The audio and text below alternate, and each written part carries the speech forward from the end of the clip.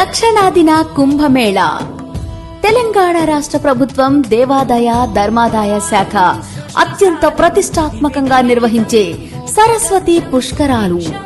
దక్షిణాదిన కుంభమేళాను తలపించేలా శ్రీకాళేశ్వర ముక్తేశ్వర క్షేత్ర సన్నిధిలో 12 రోజుల పాటు సరస్వతి పుష్కర మహోత్సవాలు. తేదీ 15/5/2025 నుంచి 26/5/2025 వరకు కాళేశ్వరంలోని త్రివేణి సంగమంలో పుష్కర స్నానాలు. రండి, కాళేశ్వరంలోని త్రివేణి సంగమంలో పుష్కర స్నానం ఆచరించి పునీత